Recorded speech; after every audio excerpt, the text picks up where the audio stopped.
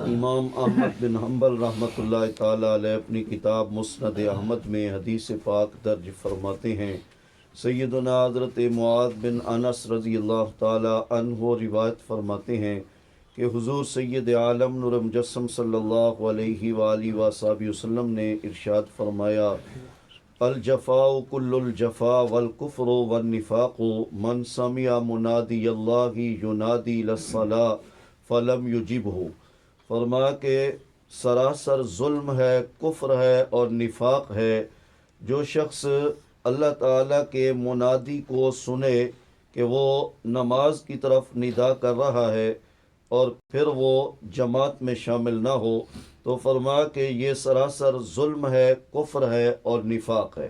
تین چیزیں آپ نے ذکر فرمائی اور بہت وعید شدید ہے۔ فرمایا کہ وہ شخص جو اللہ کے منادی کو سنتا ہے کہ وہ نماز کی طرف ندا کر رہا ہے۔ اب اللہ کا منادی یہ مؤذن ہے جو اللہ تعالیٰ کی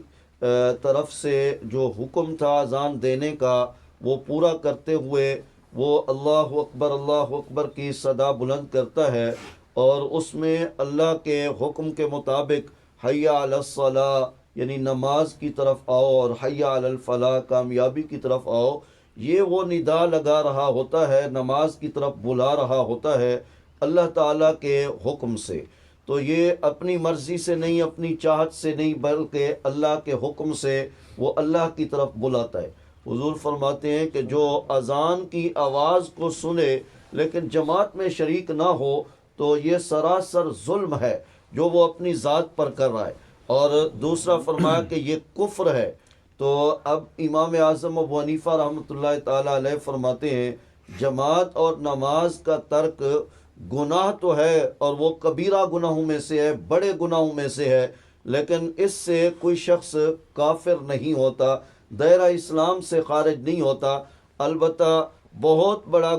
گناہ ہے اور یہ فسق ہے اور سراسر ظلم اور محرومی ہے۔ تو لیکن حدیث میں تو کفر کا لفظ آیا تو فرمایا کہ یہاں کفر سے مراد جو ہے وہ کفر عملی ہے، یعنی کام کافرانہ ہے، یہ روش مومنانہ نہیں ہے کہ اذان کی آواز بھی سنے اور پھر جماعت میں شامل نہ ہو، یہ مومنوں والا کام نہیں ہے، بہرحال یہ کافروں والا کام ہے۔ یعنی ایک کفر اعتقادی ہے کہ آدمی جو ہے اعتقاد میں اپنے عقیدے سے اللہ کی ذات کو نہ مانتا ہو یا حضور علیہ الصلوۃ والسلام کی ذات کو نہ مانتا ہو، یا اسی طرح جتنی چیزوں کا ماننا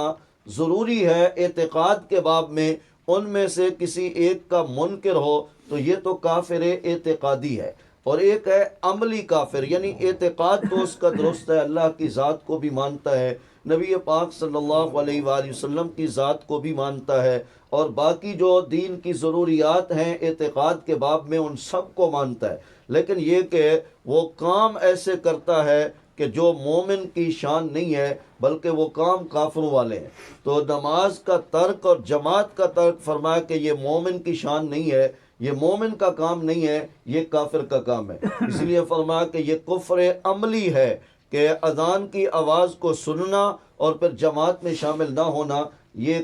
جو ہے یعنی عملی طور پر کفر ہے، یعنی کام کافرانہ ہے، مومنانہ نہیں۔ اسی طرح فرمایا کہ والنفاق، اور یہ سراسر نفاق ہے، منافقت ہے کہ ایک طرف آدمی تو زبان سے دعویٰ کرتا ہے کہ میں مسلمان ہوں، کلمہ پڑھتا ہے، اللہ اور اس کے رسول صلی اللہ علیہ وآلہ وسلم کی اطاعت کا اور اس کی محبت کا دم بھرتا ہے، لیکن کام اس کا یہ ہے کہ نماز جیسی عبادت کی طرف بھی اس کا کوئی دھیان نہیں، نماز جیسی اہم عبادت کی اہمیت بھی اس کے دل میں نہیں ہے، تو فرمایا کہ یہ منافقت ہے۔ اب اس عمل کو آپ نے تین چیزیں بیان فرمایا سراسر ظلم ہے یہ عمل، اور سراسر کفر ہے یہ عمل، اور فرمایا کہ سراسر منافقت ہے یہ عمل کہ جو مؤذن کی اذان کو سنے کہ جو اللہ کے حکم پر لوگوں کو نماز کی طرف بلا رہا ہے تو پھر جماعت میں شریک نہ ہو۔ اللہ تعالیٰ مجھے اور آپ کو 5 گانہ نماز با جماعت ادا کرنے کی توفیق عظیم عطا فرمائے۔ وآخر دعوانا ان الحمد للہ رب العالمین۔